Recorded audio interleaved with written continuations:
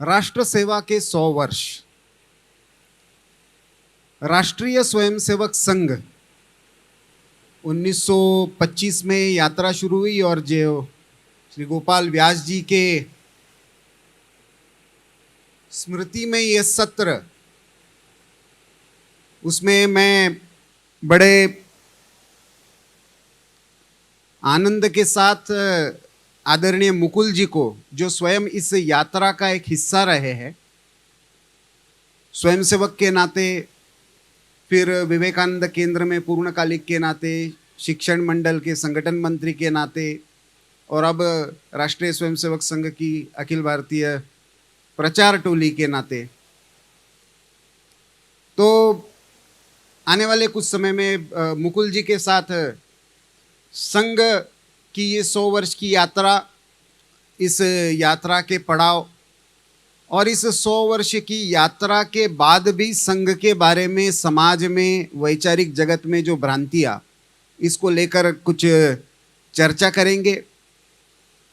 तो मुकुल जी, इस सत्र में बहुत बहुत स्वागत है आपका। एक स्वयंसेवक के नाते, चिंतक के नाते, आप इस 100 वर्ष की यात्रा को कैसे देखते हैं? क्योंकि 100 वर्ष पहले जब राष्ट्रीय स्वयंसेवक संघ की नागपुर से शुरुआत हुई, जहां से आप भी स्वयं आते हैं, उस समय तो किसी को लगता नहीं था कि ये विचार, ये संगठन के रूप में इस तरह से फैलेगा फूलेगा। और उस समय के वैचारिक परिदृश्य जो था, उसमें भी एक तरफ कम्युनिज्म, दूसरी तरफ कैपिटलिज्म का बोलबाला था। तो ऐसे में हिंदुत्व का विचार लेकर एक यात्रा जो शुरू हुई, उसको आप कैसे देखते हैं? धन्यवाद प्रफुल्ल जी, यहाँ उपस्थित सभी सम्मानित विद्वज्जन, साहित्यकार, माताएं, बहनें, बंधु। जब 1925 में राष्ट्रीय स्वयंसेवक संघ की स्थापना डॉक्टर केशव बलराम पंत हेडगेवार ने की होगी, तो उस समय संभवतः उनके भी मन में नहीं होगा कि 100 वर्ष लग जाएंगे इस काम में। क्योंकि हम यदि उस समय की पृष्ठभूमि देखेंगे तो वो कालखंड ऐसा है कि जिस समय देश स्वतंत्र होने के लिए बिल्कुल आसन्न है। आगे 15 वर्ष, 20 वर्ष लेट क्यों हुआ, वो एक अलग इतिहास के अनुसंधान का विषय है। लेकिन 1919 में पूर्ण स्वराज की मांग होने के बाद में ऐसा लग रहा था कि प्रथम महायुद्ध के बाद जो ब्रिटिश शासन कमज़ोर हो गया था, तो उस कारण से भारत स्वतंत्र हो जाएगा। यानी 1935 का गवर्नमेंट ऑफ इंडिया एक्ट आने के स्थान पर स्वतंत्रता का ही कानून आएगा, इस प्रकार की परिस्थिति बनी थी। और डॉक्टर हेडगेवार कांग्रेस के बड़े बड़े नेता थे। मतलब नागपुर अधिवेशन के अंदर जो प्रस्ताव समिति है, उस प्रस्ताव समिति के सदस्य थे। उससे पहले भी बहुत सारी राष्ट्रीय जिम्मेवारियों को संभाल चुके थे, क्रांतिकारियों के साथ उनका संबंध था। तो 1920 से 25 का कालखंड ऐसा है जिस समय कांग्रेस के नेता संभवतः स्वतंत्रता के बाद कौन सा मंत्री मैं बनूंगा इसका विचार करते होंगे। उस समय डॉक्टर साहब ने ये सोचा कि स्वतंत्र होने के बाद क्या, और मूल रूप से ये जो सहस्त्र वर्ष की, एक जो सहस्त्राब्दी की संघर्ष की यात्रा है, परतंत्र होने का मूल कारण क्या। ये राष्ट्र जो परतंत्र हुआ, वो अपने से शक्तिशाली लोगों से तो परतंत्र हुआ नहीं, परास्त हुआ नहीं। जिनसे परास्त हुआ वो हमसे सांस्कृतिक रूप से, वैज्ञानिक रूप से, तकनीकी रूप से भी हमसे अशक्त थे, कम शक्ति वाले थे, निर्बल थे। बख्तियार खिलजी 12 घुड़सवारों को लेकर के आता है, वहां से जिसको भगा दिया गया वो आता है और पूरा उत्तरापथ पार करता हुआ जाकर के नालंदा को भग्न करता है, जला देता है। तो ये क्यों हुआ? अलक्षेंद्र भी आया तब उससे भी अधिक गुणवत्ता, तकनीकी गुणवत्ता, सामर्थ्य, सेना, आज के हिसाब से कहा जाए तो जीडीपी, सब में भारत उन्नत था। रोम से भी उन्नत था, ग्रीस से भी उन्नत था, यूनान से भी उन्नत था। और एक उन्नत संस्कृति अपने से कनिष्ठ संस्कृति से परास्त क्यों हुई, यह प्रश्न डॉक्टर साहब के मन में था। और उत्तर एक ही था कि हम अपनी शक्ति को भूल गए, जिस प्रकार रामेश्वरम के किनारे पर हनुमान अपनी शक्ति को भूल गया था। और जब शक्ति विस्मृत समाज होता है तो वो संगठित नहीं होता, विभाजित होता है, विखंडित होता है। छोटी आइडेंटिटीज में, छोटे परिचयों में लड़ने लगता है। तो इसलिए डॉक्टर साहब ने सोचा कि भारत स्वतंत्र तो हो जाएगा 2-4-5 साल में, लेकिन स्वतंत्रता यदि टिकनी है तो हिंदू समाज का एकत्रीकरण आवश्यक है। इसलिए मुझे लगता है कि बहुत ज्यादा वैचारिक संघर्ष की बात भी डॉक्टर साहब के मन में उस समय नहीं होगी, क्योंकि भारत का मूल स्वभाव, भारत का मूल भाव आज भी हिंदू है।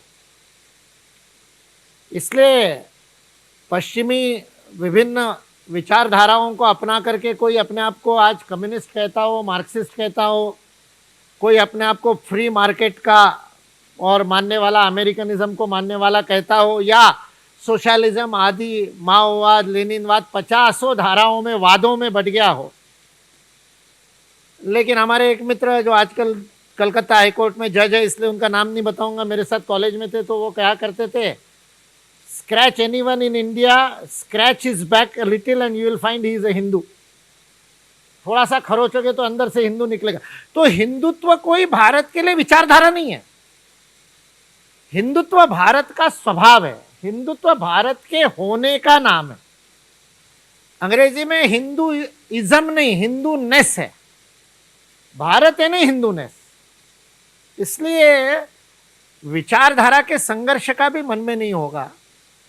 डॉक्टर साहब को तो इस समाज के अंदर जो एक आत्मविस्मृति आई थी और एक जो विभाजन था मन में, वो मनभेदों को दूर करके एक संगठित समाज खड़ा करना था। इसलिए उन्होंने जो चिर पुरातन कार्य पद्धति थी, जिससे राम ने वानर सेना खड़ी की, जिस कार्य पद्धति से और कदम्ब वृक्ष के नीचे यमुना किनारे ग्वाल बालों को खिला करके कृष्ण ने सेना खड़ी की, जिस कार्य पद्धति से कबड्डी खेलते खेलते और मारुति के मंदिर के सामने सूर्य नमस्कार लगाते हुए शिवाजी की सेना खड़ी हुई थी, जिस कार्य पद्धति से भिलों के अंदर राष्ट्रभाव जगा करके महाराणा प्रताप की सेना खड़ी हुई थी, जिस कार्य पद्धति से आनंदपुर साहिब में अमृत चखा करके खालसा की स्थापना करके गुरु गोविंद सिंह ने समाज को संगठित किया था, उसी खेल खेल में संगठन की कार्य पद्धति को पुनर्जीवित करने का काम डॉक्टर साहब ने किया। विचारधारा वगैरह तो अब हम बात करते हैं, डॉक्टर साहब तो भावधारा वाले थे और भारत के भाव को लेकर के भारत बोध जगाने का काम संघ ने 100 वर्ष में किया, ऐसा मुझे लगता है। लेकिन जिस भाव धारा की आप बात कर रहे हैं, उस हिंदू नेस को या हिंदूपन को उस समय आज भी वैचारिक जगत में बहुत आसानी से स्वीकार नहीं होता और उस समय तो बिल्कुल ही मान्यता नहीं थी। ऐसे में हिंदू करके संगठित करना, और जैसे मैंने कहा कि ये 100 वर्ष की यात्रा हुई है, तो इसके कुछ अलग अलग पड़ाव भी रहे। तो उस यात्रा की यशस्विता को देखना है, उस यात्रा के पड़ावों को देखना है, क्योंकि बहुत सारे हमारे मीडिया के मित्र जो है उसको तो राजनीतिक रूप से ज़्यादातर देखते हैं, कोई उसको संख्यात्मक रूप से देखता है, और आजकल तो एक नया चल रहा है कि संघ सारे इंस्टीट्यूशंस को कंट्रोल कर रहा है। आप कैसे देखते हैं?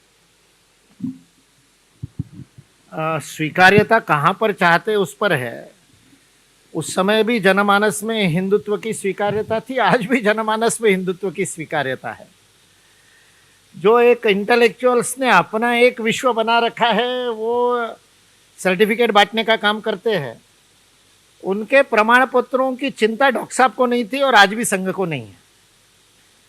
संघ भारतीयों के लिए, भारतीय समाज के लिए काम करता है। इसलिए मान्यता के मापदंड देखेंगे तो कहाँ देखना है वो देखना पड़ेगा, और आज वैचारिक जगत में भी धीरे धीरे जगह बन गई है।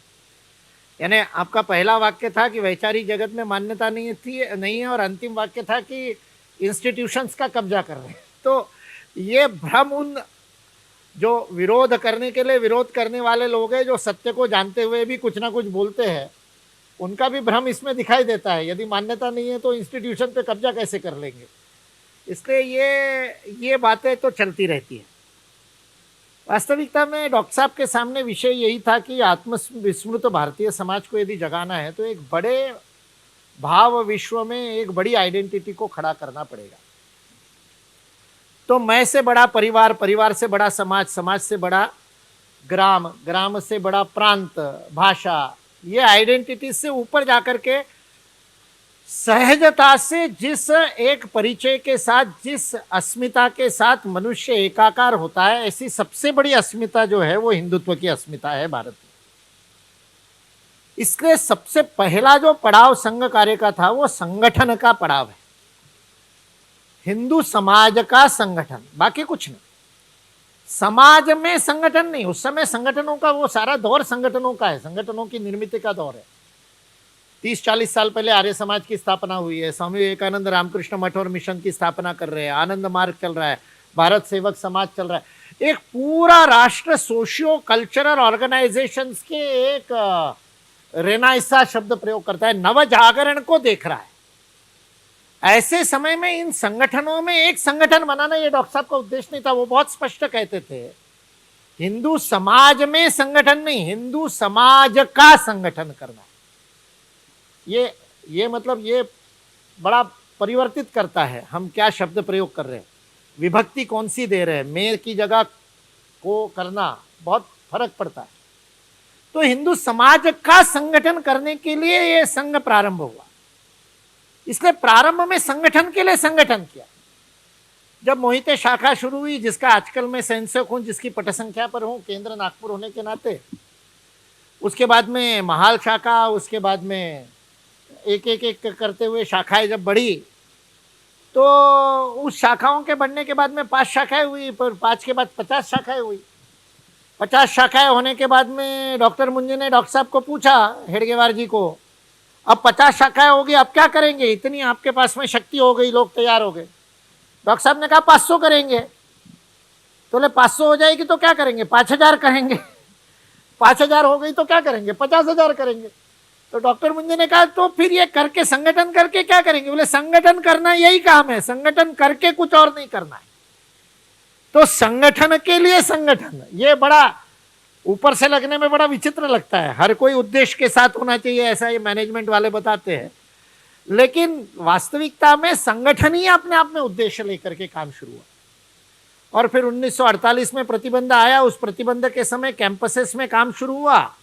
विद्यार्थियों के बीच में शाखा लगा नहीं सकते तो विद्यार्थियों के बीच में जाके संगठन किया। तो 1949 में अखिल भारतीय विद्यार्थी परिषद की स्थापना हुई। विविध क्षेत्र आज हम करते हैं, लेकिन विविध क्षेत्र भी उस क्षेत्र में संगठन के लिए संगठन। अखिल भारतीय विद्यार्थी परिषद क्यों, तो राष्ट्रीय पुनर्जागरण के लिए विद्यार्थियों का चरित्र निर्माण करना, उसके लिए संगठन। राष्ट्र निर्माण के लिए व्यक्ति निर्माण, जो संघ की शाखा का मूल उद्देश्य है, वही विद्यार्थियों में गया। तो फिर गोरखपुर में विद्यालय की स्थापना हुई तो विद्या भारती प्रारंभ हो गई। फिर भारतीय मजदूर संघ श्रमिकों में जाना चाहिए तो उसके लिए पहले विश्व हिंदू परिषद आ गई। त्रिनिदाद टोबैगो से लोग आए कि विश्व भर के हिंदुओं के लिए भी कुछ करो, तो विश्व हिंदू परिषद। संगठन ही विविध क्षेत्र में करना, तो पहला पड़ाव तो संगठन का पड़ाव है। और लगभग 40-50 वर्ष तक वही चलता रहा। इवन 1975 की संघबंदी हुई, उसके समय भी, आपातकाल के समय भी वो संगठन ही मेन, विविध क्षेत्र भी संगठन का ही काम करते। फिर वहां धीरे धीरे धीरे धीरे समाज में जब शक्ति बनी तो समाज की अपेक्षाएं हुई तो प्रश्नों के उत्तर देना प्रारंभ हुआ। प्रश्नों के उत्तर समाज सोचने लगा तो उसमें से सेवा कार्य प्रारंभ हुए, अनेक सेवा के कार्य शुरू हुए। तो दूसरा पड़ाव एक तरह से हम सेवा का कह सकते हैं। तो 2 प्रकार से सेवा कार्य, कुछ प्रकल्प बड़े खड़े हुए जिसमें शिक्षा के क्षेत्र में, चिकित्सा के क्षेत्र में और स्वावलंबन के क्षेत्र में। और दूसरा प्रश्न जो समाज में थे, उन प्रश्नों का निराकरण करने के लिए गतिविधियां प्रारंभ हुई। गोरक्षा शुरू हुई, धर्म जागरण शुरू हुआ, कुटुंब प्रबोधन, और अभी सबसे जो हमारी कम आयु वाली है वो पर्यावरण की गतिविधि। जो समाज में प्रश्न है, उन प्रश्नों का उत्तर देने के लिए संघ सेवा के कार्य में चला। तो ये पहला संगठन का, उसमें भी 2 भाग, समाज का संगठन, पूरे हिंदू समाज का संगठन, फिर अधिवक्ताओं का, वकीलों का, जजेस, अपने टीचर्स का, विद्यार्थियों का, ऐसे समाज के विविध क्षेत्र का संगठन।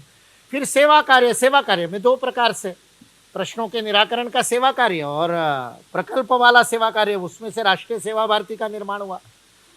और जहां हाथ डाला वहां पूरा व्याप लिया। वो मनु की मछली की जो कथा भागवत में आती है, मनु महाराज को मछली मिली, कटोरी में रखी, सुबह देखा तो कटोरी व्याप ली, तो बड़े बड़े बर्तन में रखा तो बड़े बर्तन को व्याप लिया, तो तसले में रखा, करते करते घर के तालाब में पोखर में रखा तो सुबह देखा तो तालाब जितनी बड़ी मछली हो गई। तो मनु महाराज को अंत तो महासागर में छोड़ना पड़ा। तो मनु की मछली के समान स्वयंसेवक जिस क्षेत्र में गए उस क्षेत्र में वो संगठन सबसे बड़ा, आज विश्व का सबसे बड़ा विद्यार्थी संगठन विद्यार्थी परिषद, विश्व का सबसे बड़ा श्रमिक संगठन भारतीय मजदूर संघ, विश्व के सबसे बड़ा शिक्षकों का संगठन अखिल भारतीय राष्ट्रीय शैक्षिक महासंघ, यानी जहां गए वहां सर्वोत्तम। राजनीतिक क्षेत्र में भी विश्व की सबसे बड़ी पार्टी बन गया भारतीय जनता पार्टी। तो ये जो एक सर्वव्यापी संगठन, फिर उसमें से समाज, सर्वस्पर्शी सेवा का काम समाज परिवर्तन के लिए। तीसरा चरण था व्यवस्था परिवर्तन का, मतलब था तो डॉक्टर साहब की डायरी में भी कि समाज का संगठन होगा, उसी से ये जो अभारतीय व्यवस्था अंग्रेजों ने डाली है। जो आपका प्रश्न था ना कि सरकार और पॉलिटिक्स के हिसाब से आपके पत्रकार मित्र देखते हैं, वो कॉलोनाइजेशन का इफेक्ट है। अंग्रेजों के आने के पहले भारत में सरकार सर्वव्यापी, सर्वस्पर्शी, सर्वकेंद्री नहीं थी। मनुष्य के समाज जीवन का केंद्र सत्ता नहीं थी। इसलिए मंथरा के मुख में रामचरितमानस में वो कह रहे तुलसीदास जी, कोई हो नृपो हमें का हानि, तो वाराणसी के घाट पे बैठ करके अकबर को चुनौती दे रहे, तू होगा तख्ते था उस पे बैठा हुआ, हमारे तो हृदय में राम राजा है।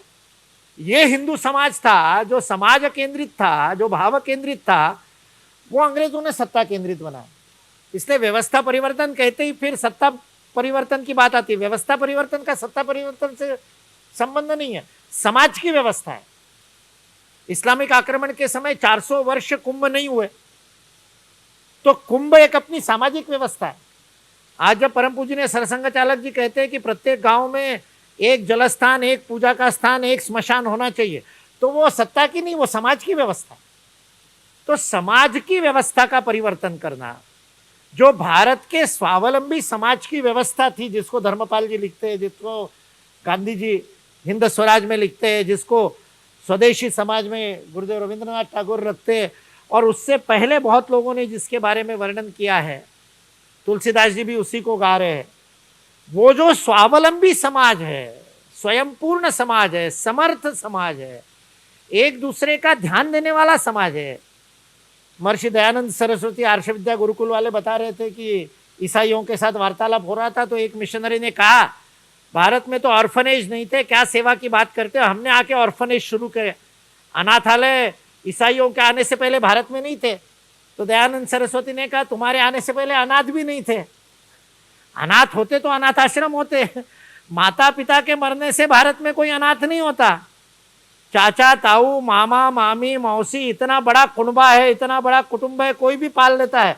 और कोई नहीं हो तो पड़ोसी पाल लेता है। अनाथ कोई नहीं होता, अनाथ नहीं होता, इसलिए अनाथ आश्रम नहीं। ये जो परिपूर्ण समर्थ स्वावलंबी परस्परावलंबी परस्पर पूरक समाज है, इसकी पुनर्स्थापना का नाम व्यवस्था परिवर्तन।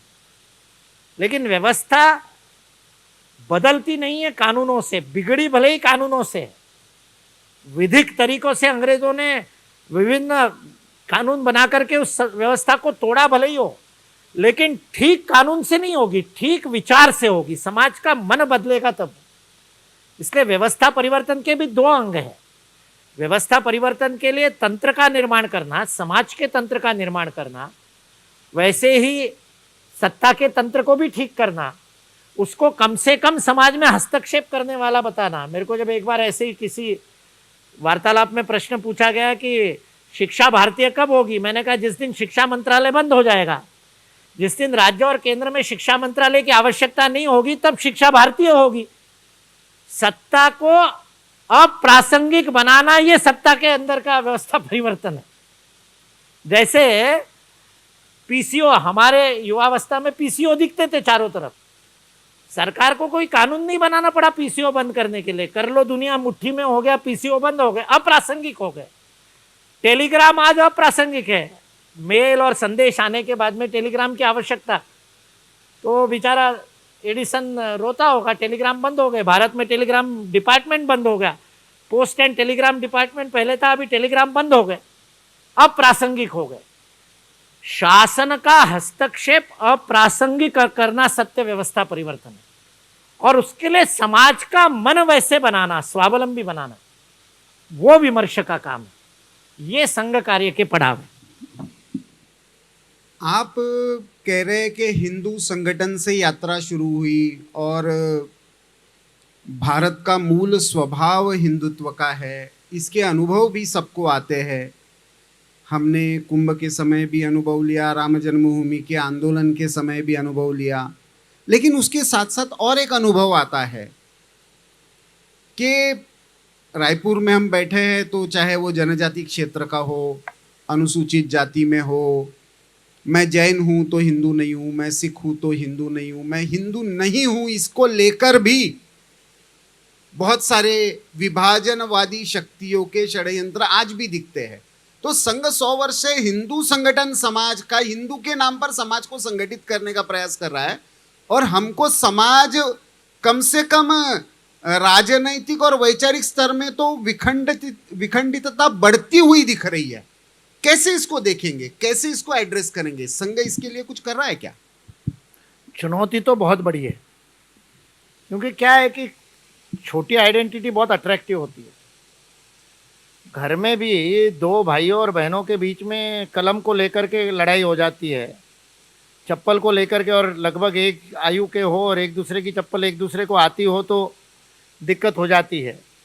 कपड़ों को लेकर के एक दूसरे से लड़ते हैं। लेकिन जब किसी और के साथ विवाद होता है, जैसे मेरा छोटा भाई मेरे से 3 साल छोटा है, मैं जब 8वीं में था, वो 5वीं में था, एक ही विद्यालय में थे, तो शाम को दोनों साथ में जाते थे। तो मेरे भाई को दूर से आता हुआ देख करके मेरे मित्र झूठ मूठ मेरे सिर पे टपली मार करके और मेरे को थोड़ा कुछ कष्ट देने का प्रयास करते।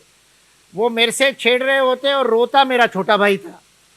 वैसे मेरे से रोज लड़ता था, माँ को कहता था पार्शियलिटी करती है, लेकिन जैसे कोई तीसरा आ जाए तो दोनों एक हो जाते थे। ऐसे ही ये हिंदू समाज का है, छोटी आइडेंटिटी को विभाजित करके खड़ा करने का प्रयत्न करते हैं, लेकिन जब कहीं सुनामी आती है तो सारा समाज इकट्ठा हो जाता है। फिर उसमें कोई नहीं कहता मैं जनजाति का हूँ, मैं अनुसूचित जाति का हूँ। जब ऑपरेशन सिंदूर हुआ तो सारा भारत एक हो गया था। जब चंद्रयान उतरा दक्षिण ध्रुव पर चंद्रमा के, तो सारा भारत जिस आनंद से खड़ा हो गया था, तब अपनी छोटी सारी आइडेंटिटीज को भूल गया था। इसलिए हिंदू समाज की विशेषता है कि वो विजय में एकत्रित आता है। क्रिकेट का मैच जीत गए कल रायपुर में, तो सारा भारत पटाखे छोड़ रहा था। तो ये जो एक एकात्मता का मूल स्वभाव है, उसमें बाधा डाल करके विभाजन के आइडेंटिटी खड़े करने के षड्यंत्र अंग्रेजी काल से चल रहे हैं। पहले कॉलोनियल डिजाइन से चले, स्वतंत्रता से पूर्व उपनिवेशिकवादियों ने किया, स्वतंत्रता के बाद उसका ठेका मार्क्सवादियों ने ले लिया, और वो सब जगह जाकर के ये काम करते हैं। रीजनल रूप में तोड़ने का प्रयास करते हैं, समाजों के रूप में तोड़ने का प्रयास करते हैं। आपके परिवार में स्त्री पुरुष के बीच में मतभेद कर, जहाँ जहाँ मिले वहाँ भेद डालना। वो राम और हनुमान के बीच में भेद डाल देंगे, वो सीता जी और राम के बीच में भेद डाल देंगे। उनका तो तत्व ही वो है, बाइनरीज क्रिएट करना। दुविधा में काम करने वाले ये लोग हैं, लेकिन समाज हमारा बड़ा पचा लेता है ऐसे लोगों को। थोड़े दिनों के लिए खड़े हो जाते, फिर खत्म हो जाते। अभी तो 31 मार्च ज़्यादा दूर नहीं है, नक्सलवाद खत्म होने जा रहा है, तो 2-4 ही बचे, ऐसा बताया किसी ने मुझे। तो वो भी खत्म हो जाएंगे, लेकिन वो खत्म होने से नक्सलवाद नहीं खत्म होगा। वो यूनिवर्सिटी में चल रहा है, वो आपके साहित्य संस्थाओं में चल रहा है। तो सब जगह पर इस विभाजन का विरोध तो करना ही पड़ेगा। हिंदू समाज को जागृत होना पड़ेगा और बड़ी आइडेंटिटी को लेकर के काम करना पड़ेगा। संघ वही काम कर रहा है, संघ अनथक इस काम को कर रहा है। और शनि ये वटवृक्ष इतना बड़ा हो गया तो इसको सपोर्ट ज़्यादा मिल रहा है। आज संघ की बात को समाज मानने लगा है, शक्ति भी बढ़ी है, सामर्थ्य भी बढ़ा है, और मान्यता बढ़ी है, स्वीकार्यता बढ़ी है। लेकिन अभी काम बहुत दूर है। शताब्दी पर जब आत्मावलोकन कर रहे थे तो 6.25 लाख गांव है, हम अभी 1 लाख 1.25 लाख तक पहुंच जाएंगे। तो अभी तो 5 लाख और बाकी है, 5.5 लाख गाँवों तक पहुंचना। तो अभी तो बहुत काम करना बाकी है। लेकिन हिंदू समाज के मूल स्वभाव पर पूरा विश्वास है कि वो इस काम को सहयोग करेगा। आपने माओवाद की बात की और माओवादियों के षड्यंत्र की या कम्युनिज्म के षड्यंत्र की बात की। संघ भी वनवासी क्षेत्र में वनवासी कल्याण आश्रम के रूप में इन जनजातियों के रूप में जनजातियों के बीच में काम करता है। वहाँ पे भी एक बड़ा संगठन है। वो रहते हुए भी ये मुट्ठी भर कम्युनिस्ट कुछ यूनिवर्सिटीज़ में बैठकर इतना बड़ा हिंसा का और भारत के आंतरिक सुरक्षा को इतना बड़ा खतरा खड़ा कर देते हैं।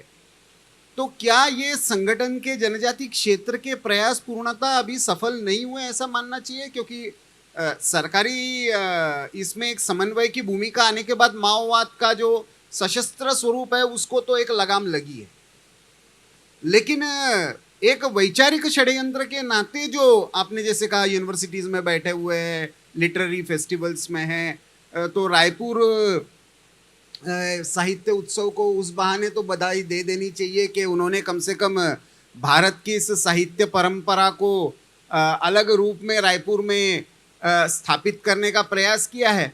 लेकिन क्या ये हिंदू करके संगठित करने की ये विफलता है या ये सामने वाले का फ्रस्ट्रेशन है? दोनों है, और विफलता तो नहीं, अपूर्णता है, अभी पूरा हुआ नहीं। जैसे मैंने शाखाओं का बताया वैसे ही वनवासी क्षेत्र का है। अभी हमने वहाँ के लोगों के बीच में आत्मीयता उत्पन्न करके, परम पूजनीय गुरुजी ने जब वनवासी कल्याण आश्रम की स्थापना हुई तब कहा तू मैं एक रक्त, और वो आदिवासी वनवासी विषय पर झगड़ा चल रहा था। वनवासी कल्याण आश्रम नाम दिया तो आदिवासी हमको वनवासी कह करके आप भेंट डाल रहे हो, ऐसी बातें चली। वैसे संविधान में आदिवासी शब्द नहीं है, संविधान में जनजाति शब्द है, इसलिए आदिवासी कोई संवैधानिक शब्द नहीं था, लेकिन प्रचलन में है अभी भी। तो आदिवासी की जगह आप हमको वनवासी कह रहे हो, इस प्रकार की भी बात उस समय चली। ईसाई मिशनरियों को लगा कि ये संघ आ जाएगा तो हमारा कन्वर्शन नहीं होगा, तो उन्होंने वो भी विषय निकाला। तो परम पूज्य ने गुरुजी ने कहा, अभी मैं साहित्य उत्सव का देख रहा था, इसमें लिखा है आदि से अनादि। तो परम पूज्य ने गुरुजी ने कहा कि भारत में कोई आदिवासी नहीं, सारे अनादिवासी हैं, क्योंकि भारतीय संस्कृति अनादिकाल से चली आ रही है, तो अनादिवासी है, हम आदिवासी नहीं, हम सारे अनादिवासी हैं। तो ये जो एक भाव है, उस भाव का काम तो हुआ है।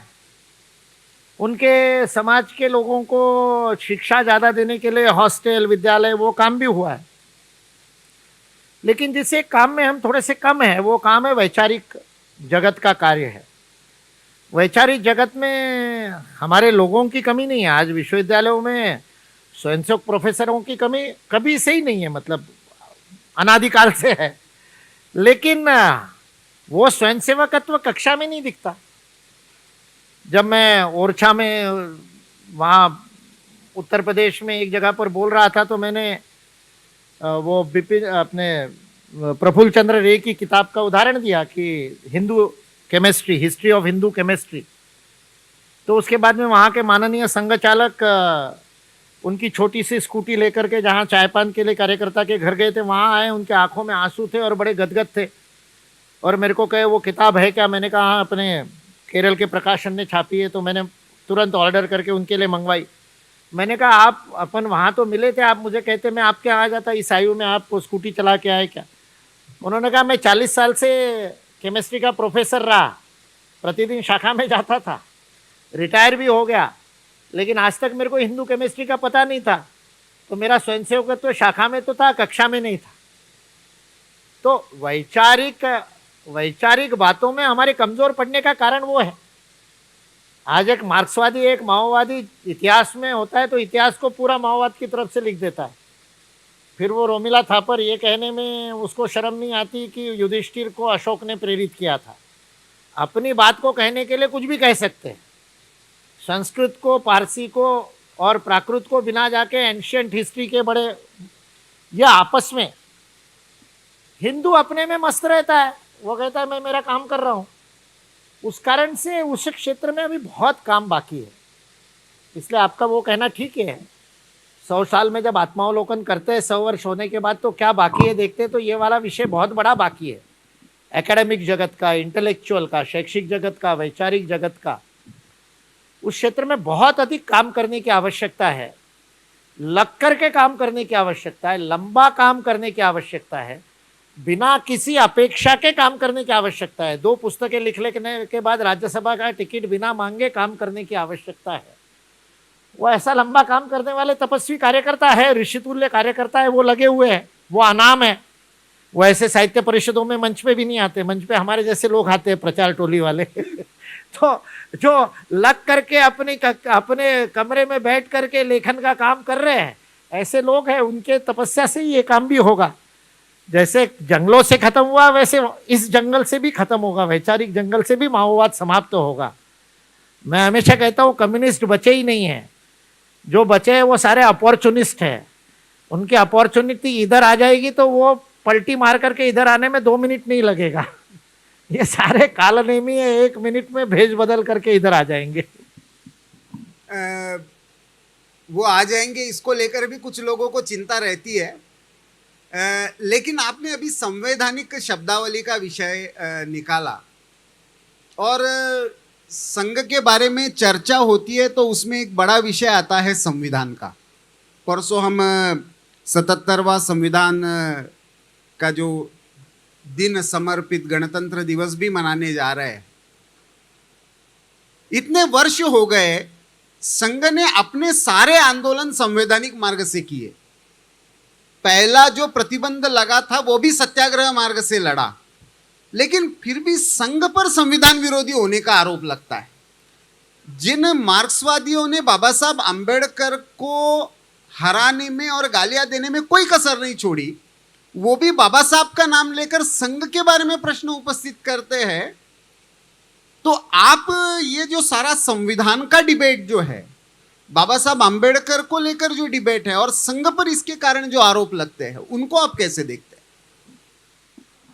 क्या है, मूल तत्व हमेशा ढक जाते हैं प्रचार के चकाचौंध में। वो मैं हमेशा उपनिषद का एक मंत्र बताता हूँ, हिरण्मयेन पात्रेण सत्यस्य अपिहितम मुखम।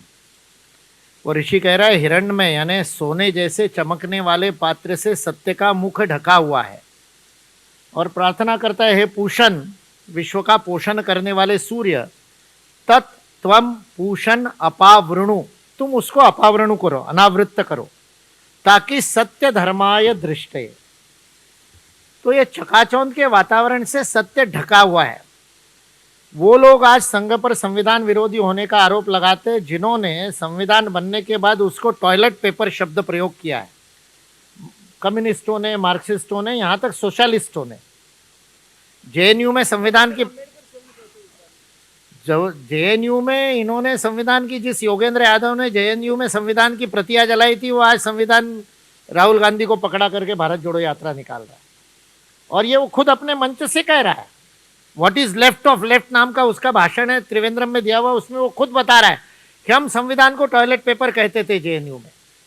और आज वो लोग संघ पर आरोप लगा रहे। संघ ने कभी संविधान का विरोध नहीं किया।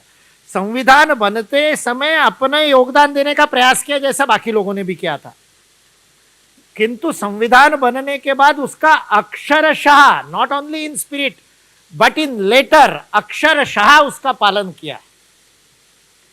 इसलिए संघ पर यह मिथ्या आरोप लगते रहता है, वो अपावृणु करने की आवश्यकता है। बाबा साहेब अंबेडकर के साथ भी बहुत बड़ा अन्याय हो रहा है, और अंबेडकर के अनुयायी कहने वाले लोग अन्याय कर रहे हैं। बाबा साहेब अंबेडकर को पढ़ते नहीं है। बाबा साहेब अंबेडकर को, उनके भाषणों को ढंग से पढ़ेंगे तो बाबा साहेब अंबेडकर ने मार्क्सवादियों के बारे में क्या कहा है, कम्युनिस्टों के बारे में संविधान सभा में खड़े होकर के क्या कहा है।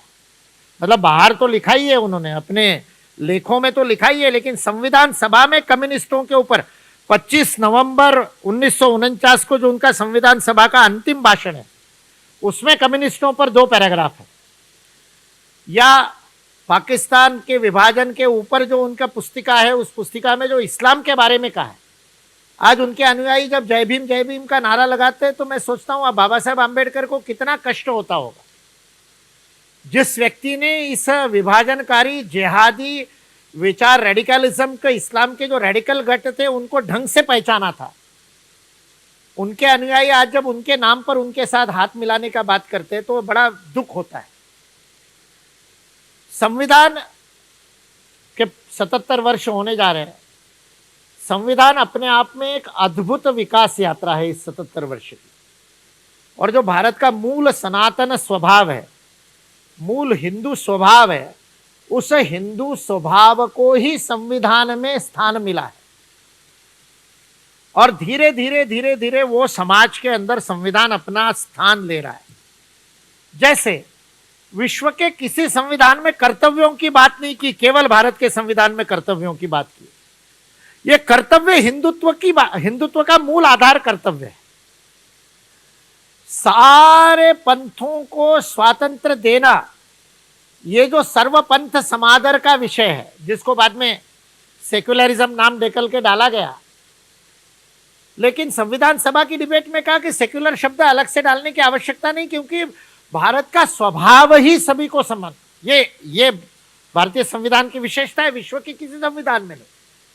अमेरिका मल्टीकल्चरलिज्म का नाम लेता होगा, ब्लैक लाइफ मैटर्स और क्या क्या करते होंगे, लेकिन अमेरिका संवैधानिक रूप से एक Baptist Christian country, Protestant Baptist country है। गॉड ब्लेस अमेरिका बोले बिना अमेरिका को कोई राष्ट्रपति अपना भाषण पूरा नहीं कर सकता। शपथ ईश्वर के नाम पर बाइबल से ही लेनी पड़ती है। अमेरिका सेक्युलर नहीं है, हमको भले ही पाठ पढ़ाता हो। इसलिए भारत का संविधान हिंदुत्व की अभिव्यक्ति। उसी 25 नवंबर के भाषण में और बाबा साहेब आंबेडकर कहते हैं कि बंधुता हमने फ्रेंच राज्य क्रांति से नहीं लिया। जो संविधान की प्रस्तावना में जो हमने बंधुता का विषय लिया है, वो फ्रेटर्निटी हमारी फ्रेंच राज्य क्रांति प्रेरित फ्रेटर्निटी नहीं है, क्योंकि फ्रेंच राज्य क्रांति में महिलाओं की बंधुता की बात नहीं की। वहां इक्विटी की जब बात की, वो इक्विटी केवल पुरुषों की इक्विटी है। फ्रांस में फ्रेंच राज्य क्रांति के बाद महिलाओं को मतदान का अधिकार नहीं मिला था। भारत में पहली बार जब मतदान हुआ, तब पुरुषों के साथ महिलाओं को समान रूप से मतदान का अधिकार मिला। सारे क्रिश्चियन देशों में महिलाओं को अधिकार नहीं मिला, और जब अधिकार मिला उस समय लड़ने के बाद, संघर्ष के बाद अधिकार मिला। तब प्रारंभ में महिलाओं के 2 मत, पुरुषों के 1 मत के बराबर थे। इस्लाम में तो आज भी महिला की गवाही आधी मानी जाती है। दो महिलाओं की गवाही 1 पुरुष की गवाही के बराबर मानी जाती है, आज भी शरिया लॉ में, सारे इस्लामिक विश्व में। इसलिए भारत का संविधान मूल रूप से हिंदू संविधान है, इसीलिए सेक्युलर है। जहां जहां हिंदू बहुमत में है, वहीं सेक्युलरिज्म चलता है। हिंदू घटा, सेक्युलरिज्म समाप्त। इसलिए भारत का संविधान सेक्युलर भी इसीलिए है क्योंकि हिंदू है। इसलिए संघ संविधान के अनुसार तो चलता ही है, भारत संविधान के अनुसार तो चलता ही है। संविधान भारत की आत्मा को प्रकट करता है, इसलिए संविधान के साथ कोई लड़ाई संघ की हो ही नहीं सकती। इस संविधान के जो अलग अलग शत्रु है, उसमें से एक का तो हमने रायपुर में है, इसलिए माओवाद और कम्युनिज्म को लेकर आपने उल्लेख भी किया। दूसरा, बाबा साहब के संदर्भ में आपने जिहादी मानसिकता का। आज हम देख रहे हैं बांग्लादेश में क्या हो रहा है, बंगाल में क्या चित्र दिख रहा है, और कुल मिलाकर एक इस्लामिक कट्टरपंथ का, रेडिकलिज्म का एक विचार पनपता हुआ। संघ जब कहता है कि भारत में रहने वाला हर कोई हिंदू है, हिंदुत्व का विचार लेकर उपासना पद्धति कोई भी हो, भारत का हर कोई व्यक्ति सम्मिलित है, चाहे वो। और जब आज सरसंघ चालक जी ये कहते हैं कि मुस्लिम नहीं है तो वो भारत हिंदुत्व नहीं हो सकता, ऐसे में लेकर हिंदू के मन में भी भ्रम पैदा होता है। तो ये इस्लामिक रेडिकलिज्म और हिंदुत्व, कैसे संघ इस डाइकोटॉमी को देखता है? क्या इस हिंदूनेस को भारत का मुस्लिम और ये कट्टरपंथी विचार उसको एक्सेप्ट करने देगा क्या भारत के मुसलमान को? स्वार्थ के लिए कट्टरता बढ़ाने वाले लोग जो है, उन्होंने इस इस्लामिक जिहाद को अभी तक जीवित रखा है। उनका भी पॉपुलर सपोर्ट कितना है, इसके ऊपर विचार करना चाहिए। जब मैं विवेकानंद केंद्र के काम से राजस्थान में था, तो बीएसएफ के साथ में सीमाओं को जानो करके युवाओं को लेकर के जाते थे। तो जैसलमेर में चोखा नाम की तहसील है, उसमें एक बिल्कुल बॉर्डर पे, मतलब जहाँ से बकरियाँ पाकिस्तान में चर के आती है, ऐसी स्थिति थी। उस बॉर्डर पे एक गांव में गए, ढाणी में, और उस ढाणी में एक मुसलमान था जिसके घर में उस दिन रात का भोजन हमारा था। बीएसएफ ने तय किया था। वो उस घर का जो सबसे बुजुर्ग था उसकी आयु 80 से ऊपर होगी। बाहर चारपाई पड़ी थी, खटिया पे वो लेटे हुए थे। हम लोग गए तो खटिया, हम 30-40 लोग थे तो 4-5-6 खटिया पे व्यवस्था की थी।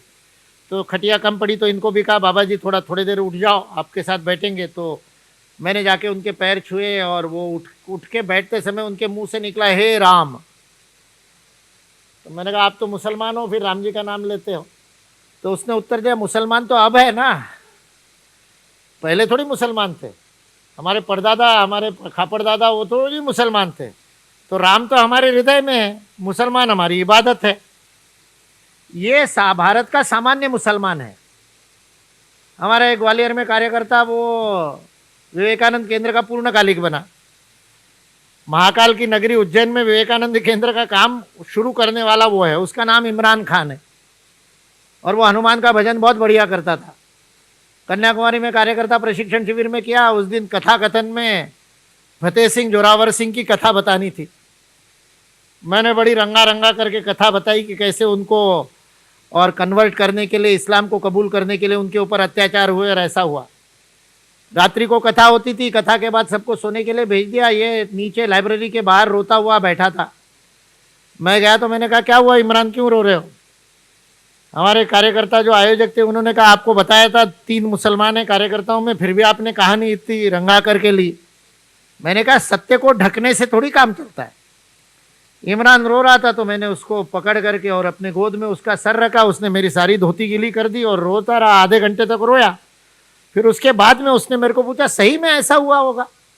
मैंने कहा पूरा इतिहास है, तैमूर लंका और सारा वो बहुत सारी बातें हुई। विल डूरांट ने जो सारा नरसंहार बताया, रात को 12 बजे तक बातें चली। मैंने कहा तू क्यों रो रहा है? तो इमरान खान मेरे को कहता है मैं सोच रहा था आज से 15 पीढ़ी पहले, 20 पीढ़ी पहले जब मेरे पूर्वज मुसलमान बने होंगे तो उनके ऊपर भी तो ऐसे ही अत्याचार हुए होंगे। वो कोई खुशी खुशी थोड़ी कन्वर्ट हुए होंगे। तो मैं अपने आपसे प्रश्न पूछ रहा हूं, मेरे पूर्वजों का साथ दूं या उन पर अत्याचार करने वाले आक्रांताओं का साथ दूं? और वो उस कार्यकर्ता शिविर के बाद विवेकानंद केंद्र का सेवाव्रती बन गया। तो सामान्य मुसलमान के मन में तो ये इंडोनेशिया का प्रधानमंत्री आकर के कहता है डीएनए तो हमारा एक है। ये मुसलमान का सामान्य भाव है, वही संघ का भाव है। संघ इसी को कहता है कि तुम भारत की माता के पुत्र हो, तुम भी हिंदू हो, तुम्हारी उपासना पद्धति इस्लाम में चली गई, कोई बात नहीं, तुम मस्जिद में जाते हो, हम मंदिर में जाते हैं, इतना ही फर्क है, लेकिन हम दोनों भारत माता के पुत्र है, इसलिए हम दोनों हिंदू है। जिनको राजनीतिक रोटियां सेकनी है उनको ये ठीक नहीं लगता तो वो फिर उस प्रकार के काम करते। लेकिन आज इस्लाम की पूरे विश्व में स्थिति बड़ी विकट है। ईरान में लोग धड़ाधड़ इस्लाम को छोड़ रहे हैं। बांग्लादेश में एक्स मुस्लिम की संख्या धड़ाधड़ बढ़ रही है। इसलिए फड़फड़ाते हुए, जैसे जोत बुझने से पहले फड़फड़ाती है, और वो तो कुरान में ही बता दिया है ना मोहम्मद पैगंबर में कि 1556 हिजरी के बाद में इस्लाम खत्म हो जाएगा। तो वो तो आ ही रहा है कालखंड। तो इसलिए अंतिम प्रहार करने के लिए हिंदुत्व को टारगेट बनाया जा रहा है। लेकिन हमारे मन में बड़ा सच्चाई है कि प्रेम से, स्नेह से पूरे समाज को इकट्ठा करके जो रेडिकल फोर्सेस उस समाज के अंदर की है, जो आतंकवाद है, जो जिहादी मनोवृत्ति वाले, जो स्लीपर सेल है, उनको मुस्लिम समाज अलग थलग करेगा, उनकी भर्त्सना करेगा, उनको सहयोग देना बंद करेगा, यही सॉल्यूशन है। और उसके लिए मुस्लिम समाज के साथ संवाद ये बहुत बड़ा काम है। जो जिन लोगों को वो काम दिया है वो लोग करते हैं, और उस काम के माध्यम से ये होगा, ऐसा हमारा विश्वास है। संघ के संबंध में बार बार और एक प्रश्न आता है, चाहे वो माइनॉरिटीज का हो, चाहे संविधान का हो। वैसे ही सामने कुछ माता बहनें बैठी हुई है, तो महिला को लेकर भी एक प्रश्न बार बार आता है कि संघ में महिला नहीं है या सरसंघ चालक महिला नहीं बन सकती, और महिलाओं के बारे में संघ का विचार अभी भी संघ समाज को समझा नहीं पाया है। क्या कारण है इसका? ने समाज को, यानी फिर वही गिने चुने तथाकथित वैचारिक समाज को और आपके प्रचार तंत्र को, मीडिया जगत को नहीं समझा पाया। महिलाओं को तो समझा ही हुआ है कि संघ में महिलाओं को उतना या अधिक स्थान है। किसी भी विश्व के किसी भी स्वयंसेवी संगठन को ले लीजिए, पूर्णकालिक महिला कार्यकर्ता सर्वाधिक संघ परिवार में आपको मिलेगी। चाहे वो वनवासी कल्याण आश्रम हो, चाहे विश्व हिंदू परिषद हो, चाहे राष्ट्र सेविका समिति हो, चाहे विवेकानंद केंद्र हो, चाहे विद्यार्थी परिषद हो, कुल मिलाकर के पूर्णकालिक अपना जीवन समर्पित करके समाज का काम करने के लिए कार्य करने वाली पूर्णकालिक कार्यकर्ता महिला देखेंगे तो संघ सृष्टि जितनी किसी के पास नहीं। सरसंघ चालक महिला नहीं बन सकती, लेकिन प्रमुख संघ संचालिका तो है ही शांतक्का जी।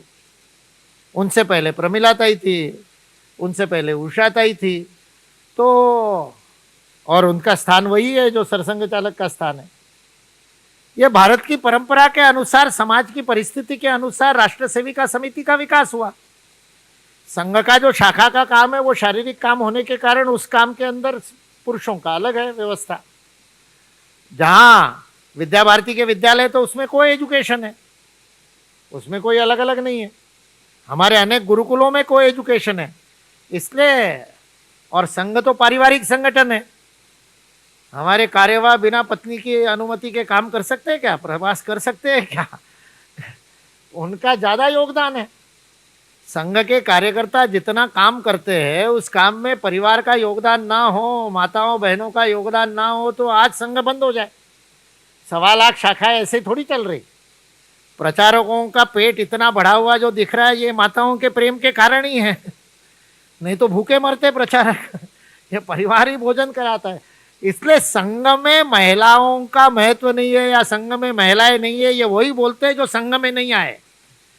इसलिए मैं बार बार कहता हूं, संघ समझना हो तो किताब पढ़ करके नहीं पता चलेगा, संघ समझना हो तो मीडिया के आंखों से नहीं पता चलेगा, संघ समझना हो तो संघ में आना पड़ेगा। ये तो माघ मास चल रहा है तो गंगा में जाकर के स्नान करने का महत्व है, वैसे ही संघ की गंगा में डुबकी लगाए बिना गंगा का महत्व नहीं पता चलता। हमारे कई मित्र हैं जो गंगा किनारे मेरे साथ जाते हैं लेकिन ठंडे पानी के कारण डुबकी नहीं लगाते। संघ गंगा में भी डुबकी नहीं लगाने वाले भी बहुत सारे मित्र हैं मेरे जो किनारे पर बैठ करके संघ को समझते हैं। वो संघ को कभी पूरा नहीं समझ सकते। संघ को पूरा समझना है तो संघ गंगा में डुबकी लगानी पड़ेगी, शाखा में आना पड़ेगा, तब पता चलेगा मातृशक्ति का कितना बड़ा योगदान संघ में और क्या स्थान है। एक प्रश्न संघ के बारे में हमेशा आता है, वो राजनीति को लेकर।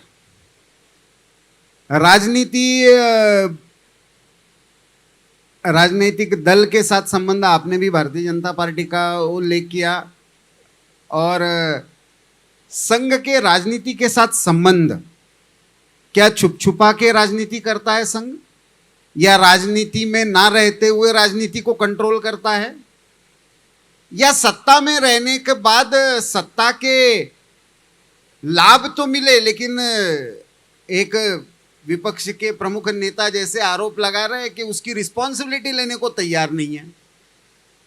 क्या है संघ की राजनीति के बारे में भूमिका क्या है, और भारतीय जनता पार्टी के साथ खास करके संबंधों के बारे में कुछ लोग प्रश्न आज सोशल मीडिया में भी उपस्थित करते हैं, तो आप इसको कैसे समझाएंगे? सामान्य कार्यकर्ता को पूछोगे तो वो कहेगा कि लाभ तो कोई मिलता नहीं, रिस्पॉन्सिबिलिटी सारी आ जाती है। इसलिए मैंने कहा ना, जो बाहर से देखने वालों का मत और वास्तविकता में अंदर वालों का मत बहुत अलग है। तो राजनीति वाला विषय बड़ा मजेदार है। नी नयति धातु से नीति शब्द बना। जो राष्ट्र को ले जाने वाला राजतंत्र है, उस राजतंत्र की जो नीति है वो राजनीति है। इसलिए जैसे मैंने कहा कि कॉलोनियल माइंडसेट के कारण राजनीति समाज के केंद्र में आ गई, उस कारण से राजनीति से निरपेक्ष कोई नहीं रह सकता। इसलिए संघ राजनीति से निरपेक्ष है ये कहना तो ठीक नहीं होगा, लेकिन सत्ता की चुनावी राजनीति में संघ का अभिरुचि नहीं है। आवश्यकता पड़ेगी वहां वो भी करना पड़ेगा हिंदू हित के लिए, हिंदुओं की रक्षा के लिए। आज जो बंगाल में हो रहा है, जो बांग्लादेश में हो रहा है, उसके लिए वो काम करना पड़ा तो वो भी करेगा। आपातकाल के बाद में जनता पार्टी के लिए, जयप्रकाश नारायण के लिए, सबके लिए तो प्रचार किया था ना संघ के लोगों ने। सोशलिस्टों के लिए प्रचार किया था, जो अपने आप को संघ के घोर विरोधी कहते थे, उनको जिताने के लिए 1980 के चुनाव में, 77 के चुनाव में लगे होंगे। इसलिए वो अपरिहार्य कारणों से करना पड़े वो अलग विषय है। मूल रूप से संघ की रुचि सत्ता की राजनीति में नहीं है, लेकिन राष्ट्रहित के लिए राजनीति में सहयोग करना ये बहुत समय से संघ कर रहा है। कश्मीर के विलय को लेकर के परम पूजनीय गुरु जी का सहयोग सरदार पटेल ने लिया था, हम सब लोग जानते हैं। महाराजा हरि सिंह से मिले थे। नेपाल वाले विषय को लेकर के जिस समय नेहरू जी के समय प्रश्न आए थे, उस समय परम पूजनीय गुरु जी के राजा के साथ में मिलना और भारत नेपाल संबंधों को ठीक करने के लिए प्रयत्न करना, तो उस समय तो जनसंघ था भी नहीं, या जनसंघ नेपाल के समय तो आ गया था, लेकिन फिर भी कांग्रेस के साथ मिलकर के काम किया। सारे युद्धों के समय किसकी सरकार है वो देखे बिना संघ ने सहयोग किया। जिस समय नीतियों के निर्माण के लिए विविध क्षेत्र के संगठनों का काम आता है, तो भारतीय मजदूर संघ, भारतीय जनता पार्टी के राज नहीं होते, उन राज्यों में भी अपने मत देता है पॉलिसी मेकिंग में। विद्या भारती ने जिस समय YSR रेड्डी आंध्र प्रदेश में, संयुक्त आंध्र प्रदेश था उस समय, मुख्यमंत्री थे, तब विद्या भारती और सारे शिक्षा समूह ने मिलकर के और 15 मुद्दे बनाए थे कि शिक्षा कैसी होनी चाहिए, और YSR रेड्डी को जाकर के विद्या भारती के रामकृष्ण राव जी ने पूरे दल बल के साथ दिए थे, और 15 में से 12 मुद्दे उन्होंने लागू किए थे। वैसे ही राजस्थान में मैं विवेकानंद केंद्र में था, तब मुझे पता है अशोक गहलोत मुख्यमंत्री थे, तब विद्या भारती और सारा शिक्षा समूह, विवेकानंद केंद्र के नाते हम भी गए थे, अशोक गहलोत को मिलकर के हमने 16 मुद्दे दिए थे, 16 में से 10 मुद्दे उन्होंने लागू किए थे। इसलिए संघ राजनीति से निरपेक्ष नहीं है, लेकिन राजनीति में हस्तक्षेप करना, उसको नियंत्रण करना, यह संघ का काम नहीं है, उसका स्वभाव नहीं है। संघ के पास उसके लिए समय नहीं है, क्योंकि वो इतना बड़ा काम है कि उस कीचड़ में कमल ही खिल सकता है, हमको जाने की आवश्यकता नहीं है। हमारे एक मित्र थे विवेकानंद केंद्र में, 50 वर्ष के हो गए, तो 50 वर्ष के होने के बाद उन्होंने मस्ती में कहा, मैंने उनको कहा कि अब 50 के हो गए, वानप्रस्थ लोगे? बोले हाँ, राजनीति में जाने का सोच रहा हूँ। मैंने कहा मैं वानप्रस्थ की बात कर रहा हूँ, तुम राजनीति? बोले अभी जंगल तो वहीं बचा है बाकी तो जंगल कट गए, एक ही जंगल बचा है राजनीति का, तो वानप्रस्थ तो वन में जाना है। तो इसलिए वहाँ उस में संघ की रुचि नहीं है, लेकिन राष्ट्रहित के लिए आवश्यकता पड़ेगी तो धर्मदंड तो राजदंड के, राजा के सिर पे मारने की परंपरा राम के अभिषेक के समय भी रही है। इसलिए राजनीति निरपेक्ष नहीं है, लेकिन राजनीति के केंद्र को लेकर के भी काम नहीं करता, और किसी एक दल को लेकर के तो काम करने का स्वभाव ही नहीं है। हिंदू हित में काम करेगा उसके साथ हम चलेंगे। परम पूज्य ने संघ चालक जी ने विज्ञान भवन में कहा था कि बाकी लोगों को संगठन मंत्री क्यों नहीं देते हो, तो सरसंघ चालक जी ने कहा मांगते नहीं है इसलिए नहीं देते हैं, मांगेंगे तो विचार करेंगे राष्ट्रहित का काम कर रहे हो तो उनको भी प्रचारक भेजेंगे। आपने अभी जंगलों की बात की। छत्तीसगढ़ में ये कहा जाता है कि जंगल भी अभी बेचे जा रहे हैं, और अभी पंच परिवर्तन की बात संघ शताब्दी वर्ष में कर रहा है। तो क्यों ये पंच परिवर्तन का आग्रह, और इसका पंच परिवर्तन का आग्रह स्वयंसेवकों में? क्योंकि आज व्यावहारिक जीवन ऐसा हो गया है कि जो हिंदू उत्सव करके मनाए जाते हैं उसमें भी चाइनीज प्लास्टिक प्रोडक्ट लगाए हुए दिखते हैं। दीपावली के त्योहार में भी चाइना का बना हुआ माल और प्लास्टिक का माल सारा दिखता है। तो ऐसे में कहां पे स्वदेशी और कहां पे पर्यावरण? कैसे संघ इसको लागू करेगा? दिवाली तो चली गई, भी होली आने वाली है। पिचकारी मत खरीदना चाइनीज वाली, रंग चाइना वाले मत खरीदना यदि अपने देश से प्रेम करते हो तो। गलवान में जब मेजर संतोष यादव वीरगति को प्राप्त हुए तो उसके बाद एक महाविद्यालय में गया था मैं, बड़ा भावुक प्रसंग था। और गलवान में भारत चीन सीमा के अंदर वो जो बफर जोन होता है जिसमें दोनों तरफ के सैनिक शस्त्र लेकर के नहीं जाते, बंदूक लेकर के नहीं जाते, वहां पर धक्का मुक्की हुई थी और वहां मेजर संतोष यादव वीरगति को प्राप्त हुए थे। तो प्रश्न था जब शस्त्र नहीं थे तो उनको मारा कैसे गया। तो बाद में आपके भी व्हाट्सएप पे आया होगा, एक चित्र आया था कि एक लकड़ी के डंडे के ऊपर और कटीले तार लगा करके चीनी सैनिकों ने एक शस्त्र बनाया था, सोटा छोटा वाला, और मेजर संतोष यादव और उनके साथ और 30 लोग उस शस्त्र से वीरगति को प्राप्त हुए, ऐसा खबर उस समय आई थी। मैंने कॉलेज के विद्यार्थियों को पूछा कि वो कटीले तारों से लपटा हुआ लकड़ी का सोटा कितने का बना होगा।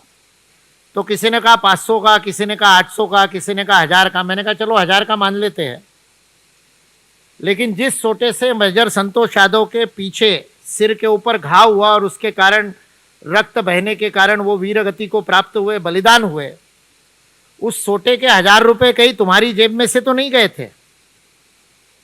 यदि तुम्हारे जेब में Vivo, Oppo, one plus, Xiaomi रखा हुआ है तो भारत के सैनिकों को बलिदान करने वाले शस्त्र का पैसा तुमने दिया है। यदि होली के दिन पिचकारी तुम खरीदते हो तो अगले ऑपरेशन सिंदूर में भारत के राफेल पे मिसाइल चलाने वाला J-15 जो होगा, JF-15 चाइना का, उसका पैसा तुम्हारी जेब से गया होगा। तो यदि आप ये करना चाहते हो तो स्वदेशी का पालन मत करो, सस्ता है इसलिए, सहज उपलब्ध है इसलिए चीन का खरीदते रहो। राष्ट्रभक्ति व्यवहार में लानी है तो उसका सबसे सरल मार्ग स्वदेशी है। अपने देश का बना हुआ, जिससे अपने भाई का पेट पले, उसका मदद हो, ऐसा काम करना। प्राकृतिक रंग बनाने वाले अपने देसी ग्रामीण लोगों को रोजगार मिले, ऐसी होली मनाना, यह प्रत्येक भारतीय का कर्तव्य है। एक स्वयंसेवक के नाते तो प्रत्येक स्वयंसेवक को उसके परिवार में, उसके पड़ोस में, उसके कार्यस्थल में, उसके मित्र परिवार में ये बात लेकर के जानी चाहिए। कुटुंब का प्रबोधन, कुटुंब एक साथ बैठे, उसमें संवाद खड़ा हो। हम लव जिहाद वगैरह के आंदोलन वगैरह सब करते हैं, और केवल इस्लाम की बात नहीं। बच्ची माता पिता का कहना बिना माने भाग जाती है तो परिवार में क्या होता है ये हमको पता है, लेकिन वो स्थिति बनती क्यों है? क्योंकि माँ का और बेटी का संवाद बंद हो जाता है। लोग कहते हैं मोबाइल के कारण बंद हो गया। मोबाइल के कारण बंद नहीं होगा, प्रयत्न कम होने के कारण बंद हो गया। कुटुंब प्रबोधन संवाद का नाम है। सामाजिक समरसता तो इस हिंदुत्व का आधार है भाई, वैदिक आधार है। कण कण में एक ईश्वर की बात करने वाले मतभेद कैसे, विभेद कैसे कर सकते हैं? किसी दूसरे को ऊंच नीच कैसे मान सकते? लेकिन है आज भी समाज में, घरों में है। उसको निकालने के लिए सामाजिक समरसता का आचरण करना पड़ेगा। और कर्तव्य का पालन नहीं करेंगे तो राष्ट्र के प्रति भक्ति का नाम लेने की क्या बात है? युवा साथी बिना हेलमेट पहने गाड़ी चलाते हैं, पुलिस पकड़ लेता है तो इस बात का दुख नहीं होता कि मैंने हेलमेट नहीं लगाई, अपनी गलती नहीं याद आती। दुख इस बात का होता है कि उस गली से निकल जाता तो बच जाता, इस गली में क्यों आया। पकड़े जाने के भय से नियमों का पालन करना कर्तव्य पालन नहीं है। आजकल सब जगह सीसीटीवी लगे हैं ना, तो जहां जाते हैं वहां बोर्ड लगा होता है, आप सीसीटीवी की नजर में है, तो तुरंत अपन ठीक ठाक रहते हैं। 10 रुपए का नोट पड़ा हो तो सीसीटीवी लगाओ तो उठाओगे नहीं, क्योंकि दूसरे के सामने ठीक रहने का प्रयास रहता है। अरे एक सीसीटीवी तो आपके अंदर लगा है ना, वो तो आपको सतत 24 घंटे देख रहा है। उस सीसीटीवी का ध्यान रखना ये राष्ट्रीय कर्तव्य का पालन है। अपने भाषा में, भूषा में, इतने बड़े साहित्य उत्सव में धोती पहने हुए 2 ही लोग हैं, तो अपनी भाषा में, भूषा में गर्व करना, ये इसके लिए बताना पड़ता है। तो फिर भारत भक्ति के नारे तो लगा लो। इसलिए पंच परिवर्तन व्यवहारिकता की बात है, स्वदेशी व्यवहार है, पर्यावरण व्यवहार है। जंगल बढ़े हैं। आप पिछले 25 वर्ष का यदि गूगल अर्थ में जाकर के देखोगे तो भारत का फॉरेस्ट कवर बढ़ा है। बहुत बड़ा वनीकरण का काम किया, बहुत लोगों ने पेड़ लगाए, पेड़ बचाए। विकास के नाम पर जंगलों की कटाई भी बहुत बड़े प्रमाण में हो रही। इसलिए छत्तीसगढ़ में जो बातें आंदोलन के जैसे चलती है उसमें तथ्य नहीं है, ऐसा नहीं है। लेकिन इस सारे डिबेट में, इस सारे शास्त्रार्थ में 3 पक्ष है, केवल 2 ही नहीं है। एक तरफ सृष्टि, जल जंगल जमीन, और दूसरी तरफ विकास करने वाले उद्योजक, आइदर और की बात होती है। जंगल नहीं कटेंगे तो सड़कें कैसे बनेगी, सड़कें नहीं बनेगी तो विकास कैसे होगा, माइनिंग नहीं होगा तो क्या होगा। तो विकास विरुद्ध पर्यावरण, ऐसा चित्र बनाया जाता है। लेकिन एक तीसरा घटक है जो सबसे महत्वपूर्ण है, वो घटक है व्यक्ति, वहां रहने वाला समाज। वो समाज क्या चाहता है? क्या आप चाहते हो कि उस समाज को संचार के साधन नहीं मिले? क्या आप चाहते हो कि उस समाज को रोजगार नहीं मिले? तो आपको इन तीनों का संतुलन करने वाली नीतियां बनानी पड़ेगी। पर्यावरण, विकास, उसके मापदंड ठीक करने पड़ेंगे। पर्यावरण पूरक होना चाहिए, विकास इसका आग्रह होना चाहिए, यह पक्की बात है। लेकिन उस चक्कर में उस समाज को मत भूल जाओ जिन तक पहुंचने में 2-2 दिन आज भी लगते हैं, 4-4 दिन आज भी लगते हैं, क्योंकि बंदूक पकड़े हुए नक्सलियों ने पीडब्ल्यूडी को सड़कें नहीं बनाने दी, बनी हुई सड़कें खोद डाली।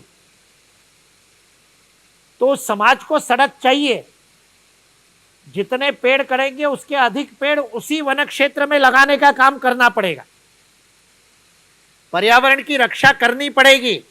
पर्यावरण की कीमत पर उद्यम विकास, आर्थिक विकास ये नहीं हो सकता, ये पक्की बात है। लेकिन बिना विकास के समाज भी नहीं रह सकता, ये भी पक्की बात है। इसलिए तीनों का संतुलन संभालने की आवश्यकता है। यह हमारी पर्यावरण पूर्ण जीवन शैली की यह हमारी दृष्टि है। आप तो अपने घर में एसी लगाओगे और आंदोलन करोगे कि जंगल में विकास नहीं हो। अरे आप अपने लिए जो चाहते हो वो वनवासी समाज को नहीं देना चाहते। आप जो जीवन जीते हो वो वनवासी समाज को नहीं मिले। उनके कारण जंगल कट रहे, तुम्हारे कारण नहीं कट रहे। तुम्हारा घर चलाने के लिए कितने जंगल कट रहे। तो ये आंदोलनकर्ता खुद का कुछ नहीं बिगाड़ते। पूरी भारत जोड़ो यात्रा जिन कंटेनर में हुई वो सारे एसी कंटेनर थे और एनजीओ पर्यावरण वाले लगे थे। ये दोगलापन छोड़ना पड़ेगा। इसलिए विकास, पर्यावरण और समाज, तीनों घटकों का संतुलन करने वाली पर्यावरण पूरक जीवन शैली, और ये सरकार नहीं कर सकती, ये समाज को ही करना पड़ेगा, ये विद्वत जन को करना पड़ेगा। ये मुझे लगता है संघ का विचार। पंच परिवर्तन हो गया, 100 वर्ष की यात्रा के बारे में आपने बताया। आगे क्या? क्योंकि आपने कहा 5 से 50,000, अब 50,000 भी हो गई। अब आंकड़ा भी बहुत बड़ा हो गया है, समाज में स्वीकार्यता भी बढ़ गई है। परम वैभवम नेतुम एतत् स्वराष्ट्रम संघ तो कहता है, लेकिन उसका चित्र कहीं पे समाज को दिखता नहीं कि उसका ब्लूप्रिंट आगे क्या, कैसे इसको, इस परम वैभव की संकल्पना को समाज कैसे देखेगा? ये तो स्वप्न समाज का हर व्यक्ति देखता है और उसके लिए काम भी करता है, और समाज का मन बदलता हुआ हम सब ने भी देखा है। संघ का काम तो चलता रहेगा, समाज का संगठन तो सतत चलने वाली प्रक्रिया है। आप सब लोग अभी सुबह जलपान करके आए हैं, लेकिन अभी भोजन नहीं करेंगे ऐसा तो है नहीं, और भोजन के बाद शाम को भी कुछ बीच में करेंगे। दोपहरी कहते हैं ना हमारे यहाँ, तो निहारी हो गई, फिर दोपहरी भी करेंगे और रात को भोजन भी करेंगे। जितनी ये शारीरिक प्रक्रियाओं की शरीर यात्रा पिचते भगवद गीता में कहा है, उतना ही समाज का संगठन भी आवश्यक है। तो समाज का संगठन अब हो गया, आज के बाद उसकी आवश्यकता नहीं, ऐसा नहीं होगा कभी भी। पर संघ का लक्ष्य है कि हिंदू समाज ही पूरा संघ में हो जाए, यानी अलग से संगठन की आवश्यकता ना रहे, ऐसा समाज संगठन का तंत्र बन जाए। ये लक्ष्य भी बहुत दूर है, तो वो तो काम करना ही पड़ेगा। इसलिए 50,000 नहीं, 1 लाख शाखाएं हो गई तो भी करना ही पड़ेगा, क्योंकि 6.25 लाख गांव है, और वो तो अभी वर्तमान वाले भारत के हैं। 6.25 लाख तक पहुंचेंगे तब तक अखंड भारत हो ही जाएगा तो फिर और गांव बढ़ जाएंगे। तो इसलिए जो शाखा चलाते हैं वो अभी सोचो मत कि शाखा चलाने का काम कम हो जाएगा, अब शाखा के अलावा कुछ करेंगे।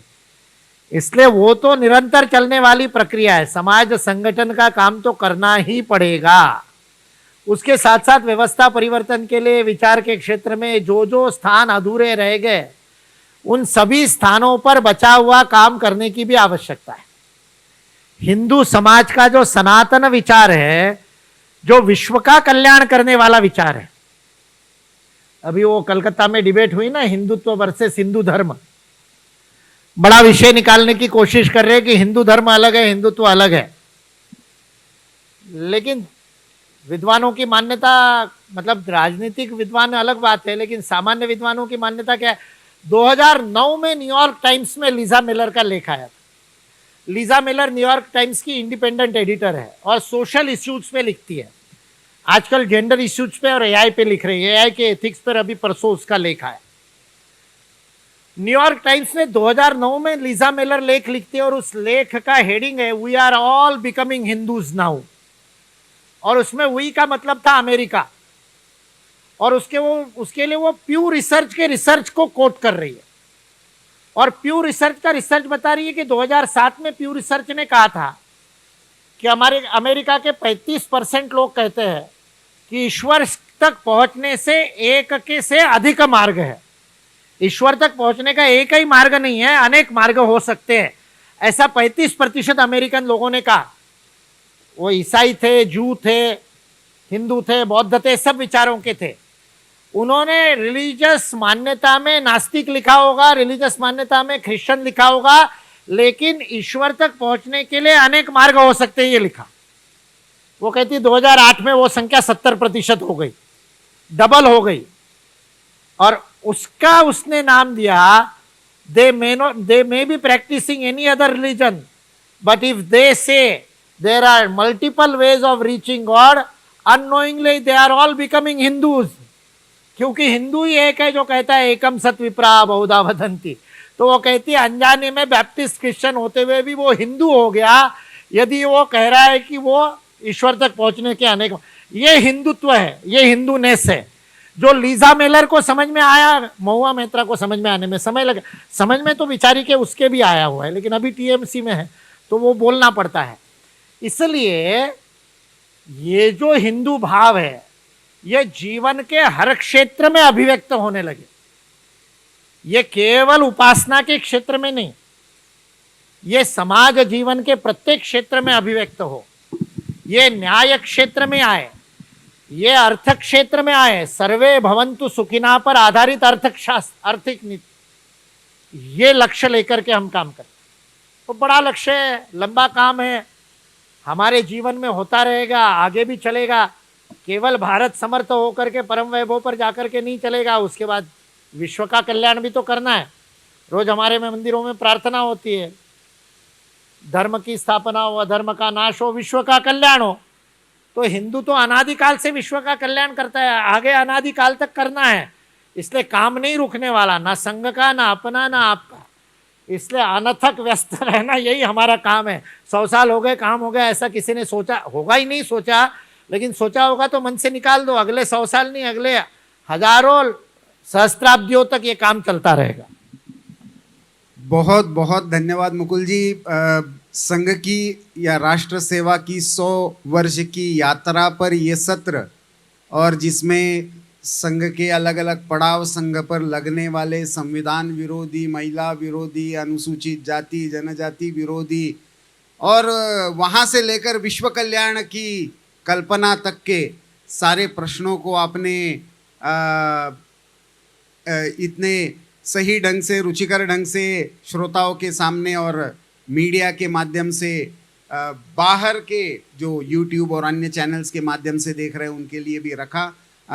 इस मंच पर रायपुर साहित्य उत्सव के आप आए, बहुत बहुत धन्यवाद। अनादि भारत की ये जो कल्पना है उसका एक आज का आधुनिक आविष्कार के रूप में राष्ट्रीय स्वयंसेवक संघ पिछले 100 वर्ष से काम कर रहा है।